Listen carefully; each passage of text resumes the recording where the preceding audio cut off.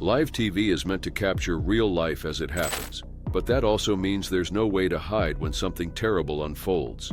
In this video, we'll go through 5 more real moments where live broadcasts took a dark turn. These weren't scripted, they weren't accidents behind the scenes. These were disturbing events caught in real time, with millions of people watching. It was October 13, 2008, in Santo André, São Paulo, Brazil. 15-year-old Eloa Cristina Pimentel was at home working on a school project with her friend, Nayara Rodrigues da Silva, and 2 male classmates. But that afternoon, their quiet study session took a dark turn. Eloa's 22-year-old ex-boyfriend, Lindenberg Fernandes Alves, suddenly entered the apartment with a firearm. He let the 2 boys leave but kept Eloa and Nayara inside. This started a hostage situation that lasted 5 days and was broadcast across Brazil. It ended in tragedy and raised serious concerns about how the police and media handled it. Eloa and Lindenberg had been in a relationship for about 2 years. When she ended it, he had a hard time accepting it. Reports later said he had become obsessed with her. That day, he acted on his emotions and refused to leave. Police quickly responded. The Special Tactical Actions Group, known as GATE, took over and began negotiating, hoping to resolve the situation peacefully. The next evening, Nayara was released unharmed, but 2 days later, on October 15th, police made a surprising move. They asked Nayara to go back into the apartment, saying her presence might help calm Lindenberg and support the talks.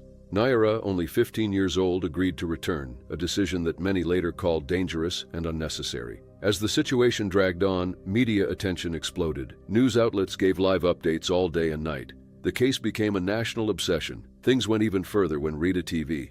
Journalist Sonia Abreu called Lindenberg live on air while he was still inside with the girls. She spoke with both him and Eloa.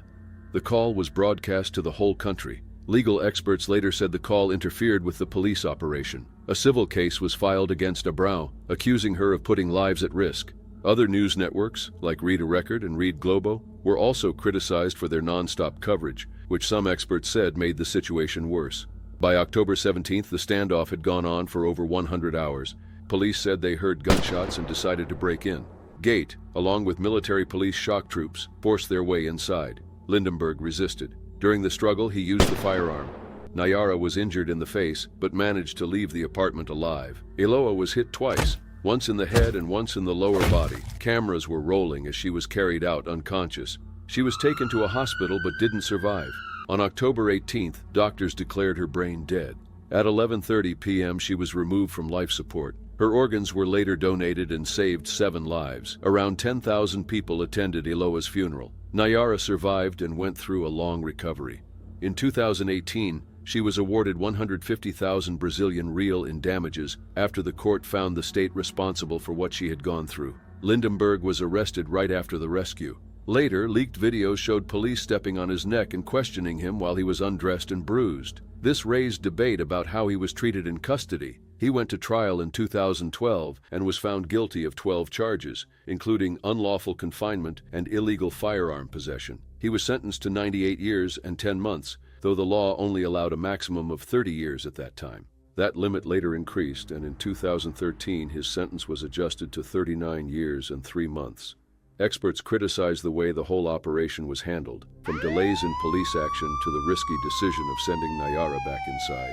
The media's behavior was also condemned. Investigations were launched into whether the coverage made the situation worse. Then, another twist came to light.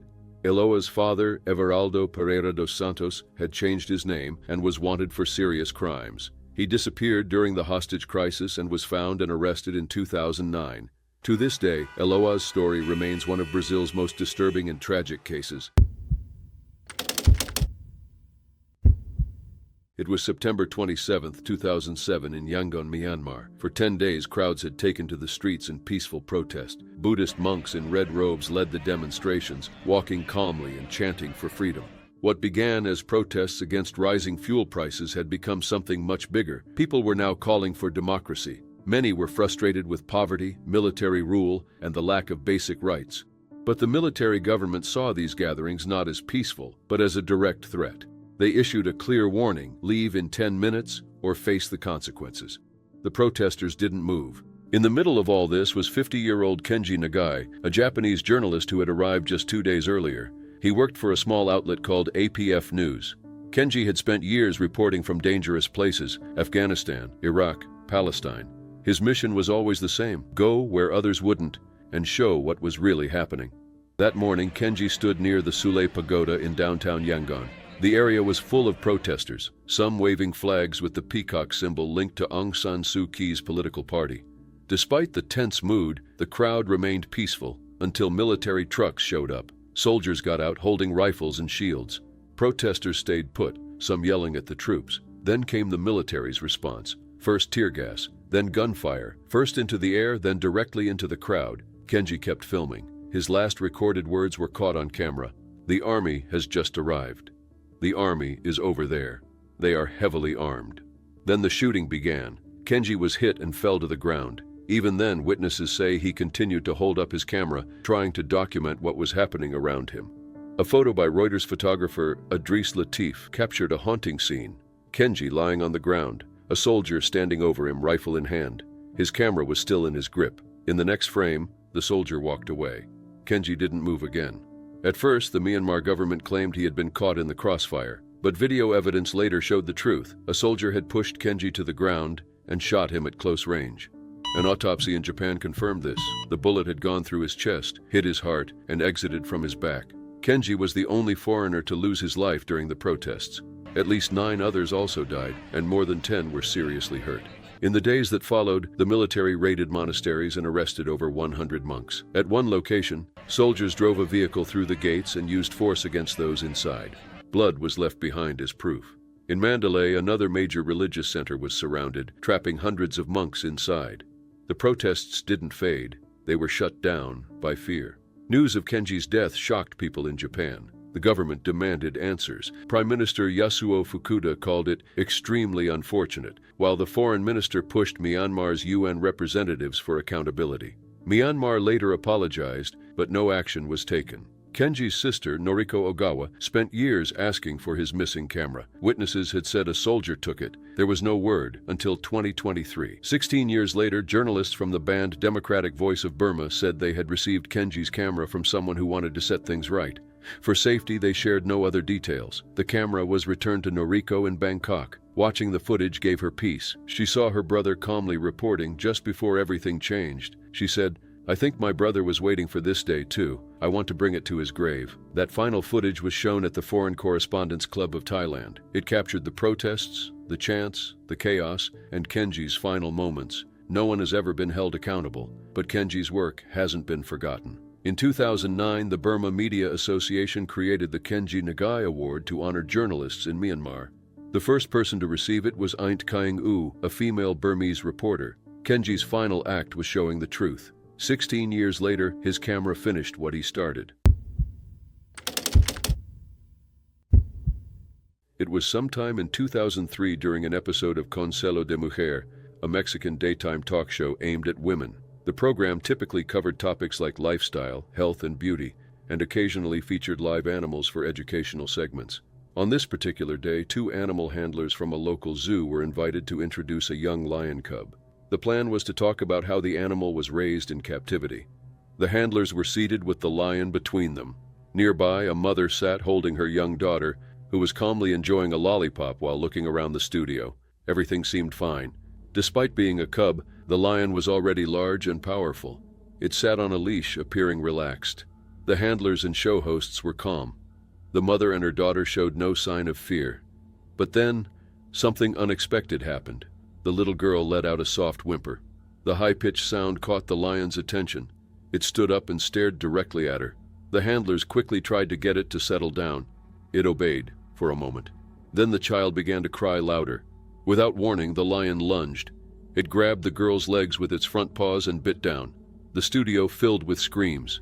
The mother stood up and tried to pull her daughter close, but the lion didn't let go. It pulled back, its grip unshaken. The handlers rushed in, one trying to pry open the lion's mouth, the other holding the animal's body. The child kept screaming as her mother clutched her tightly. The trainers, speaking rapidly in Spanish, repeated instructions like, "Stay calm" and "Don't move," as they tried to control the situation.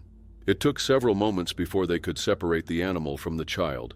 One handler held the lion's head while the other pulled its body back. Eventually, they managed to get the lion to release its grip. The girl was finally freed, crying and in shock. Her mother immediately checked her for injuries. What happened next left many viewers confused. The mother suddenly laughed. Some believed it was a reaction to the intense stress, a confused emotional response after what had just happened. Others were unsettled by how casual everyone on set seemed afterward. One of the handlers leaned in to hug both the mother and the child. The lion, still present, was even shown on camera again, while the child's cries continued in the background. The show awkwardly continued, with forced laughter and uneasy smiles. Years later, when the footage was uploaded to YouTube by Uniquely News in 2016, the incident caught wider attention. Viewers began to notice unsettling details. Before the lion lunged, it had been staring at the child for several moments. At one point, the camera zoomed in on its face, as if capturing something that was about to unfold. There had been no visible safety measures in place, no barrier between the lion and the child, no effort to keep some distance. Viewers and experts alike criticized the poor decision-making. Allowing a wild animal to be that close to a child, especially on a live set, was seen as incredibly risky. Though the child wasn't seriously injured, specialists warned about the long-term emotional effects of such an event. Being harmed by a wild animal, especially in a public setting, can leave a deep psychological impact. In the final moments of the video, after the lion was taken off camera, it could be seen staring intently at something behind the scenes. Another unsettling moment viewers wouldn't forget. The trainers later said the lion was simply playing, but experts in animal behavior disagreed. Even young wild animals have strong instincts, and in environments filled with bright lights, loud noises, and unfamiliar people, they can react unpredictably. Strangely, no legal action was ever taken. The lion remained with the handlers. The talk show continued airing until 2007. The identity of the child was never revealed, and she was never publicly seen again. She survived, but that incident left behind something unforgettable.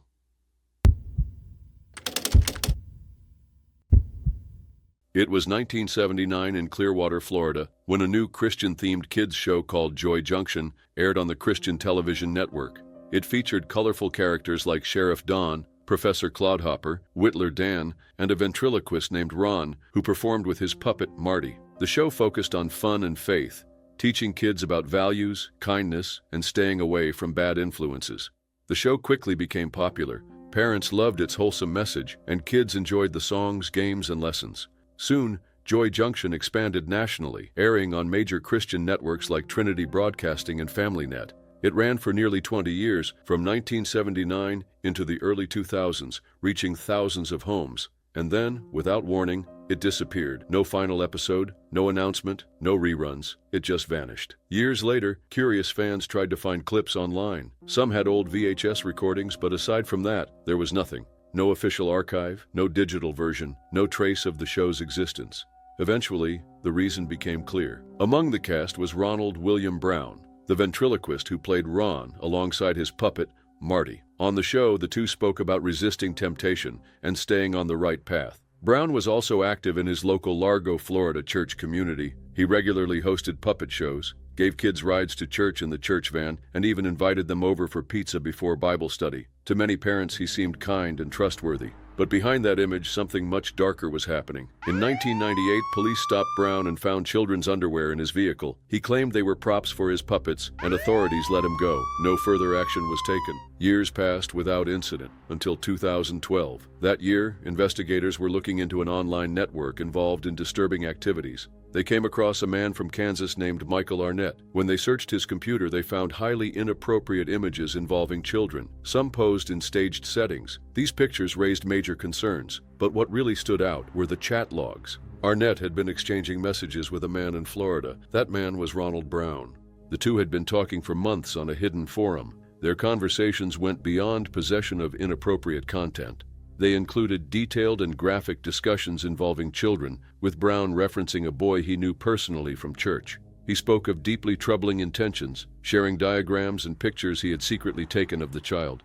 In one exchange, Arnett asked how the boy was doing. Brown replied that he was well, but added that he wished the child was tied up in his closet. Arnett responded by saying the boy would be a fine Easter feast. They also discussed ways to target unsupervised children, suggesting neighborhoods where they believed kids might be easier to approach. Brown even said he believed he could go through with it, though the preparation would be the hardest part. On July 19, 2012, authorities raided Brown's home in Largo. What they found was deeply alarming. Thousands of illegal files were discovered, some involving deceased children. They also found written plans, drawings, and content dating back to 1978, a year before Joy Junction began. Investigators also found a missing child's flyer. The child looked very similar to someone in Brown's collection, raising further concerns, though no charges were filed in that case. Brown was arrested and charged with possession and intent to commit serious harm against a minor. He admitted to the chats but claimed it was all fantasy and that he never planned to act on it. The court didn't believe him. He was sentenced to 20 years in federal prison, essentially a life sentence given his age and health. In 2020, Brown died in prison at the age of 65 due to complications from a neurological illness.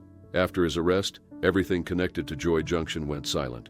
Networks removed all traces of the show. There were no statements, no press releases. Even cast members distanced themselves. For a long time, the show became lost media. Only a few clips survived, mainly from old VHS tapes uploaded to YouTube.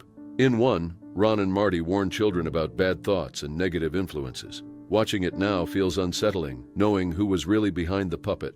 Ronald Brown wasn't just a performer. He was trusted by parents, surrounded by children, and active in the community. That's what makes this case so disturbing. He hid behind faith and performance, using it to mask something far more serious. And once the truth came out, the legacy of Joy Junction vanished with him.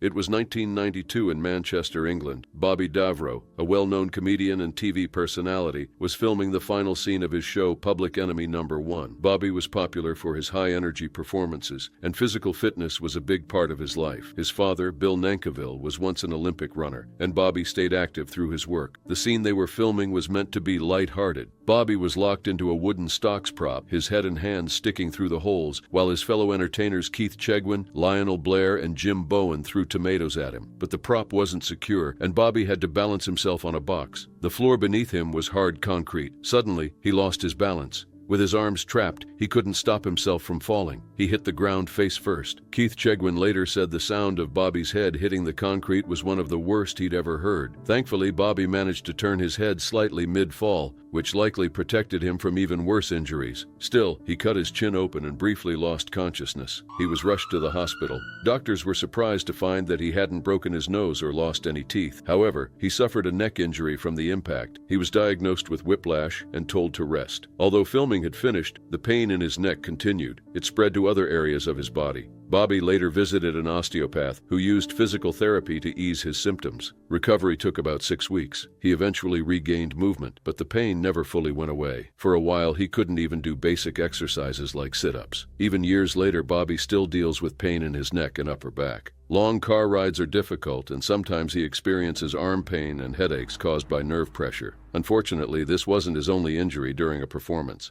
In 2010, while taking part in Dancing on Ice, Bobby suffered another injury. He twisted his knee during a routine and ended up dislocating it. He took a short break, received treatment, and returned to the show. But just like before, the damage stayed with him. Today, he describes his knees as creaky and limits his workouts to short sessions. Still, Bobby says the hardest part of his life wasn't physical. It was emotional. In 2004, he separated from his wife, Trudy Jameson, the mother of his 3 children. It was a difficult time. A friend introduced him to Kevin Lay, a former serviceman and therapist, who used a method called neuro-linguistic programming. This approach helps people manage stress by shifting their thought patterns. Bobby was taught to mentally store his worries in a box and set them aside. Another method used was thought field therapy, which involves tapping parts of the body to reduce stress. Bobby was unsure if these techniques would work, but after 6 sessions he noticed a change. He says they helped him get through one of the lowest points in his life, and even now, he uses them when stress returns. Despite the physical and emotional setbacks, Bobby stayed in the spotlight. He continued performing in stage shows and made an appearance on Celebrity Big Brother. During the show, cameras captured him sleepwalking, something that only happens when he's sleeping in new places. Bobby says he's not bothered by it, and his family is used to it by now. He's spoken openly about that day in Manchester. He remembers walking into the hotel bar afterward, still dazed with a bruised face. The crew had waited quietly for news. Doctors told him just how close he came to a much more serious outcome. The fall was never aired, but the BBC now uses the clip for training purposes to show how fast accidents can happen, even in a controlled setting. Bobby never received compensation for what happened. At the time, it wasn't common to file injury claims like it is today. He believes believes things would have been handled differently if it had happened now. Today, Bobby continues to deal with the effects of that moment, the pain, the stress, and the pressure to keep going, but through all of it, he's managed to push forward, a little more careful than before, but still doing what he loves.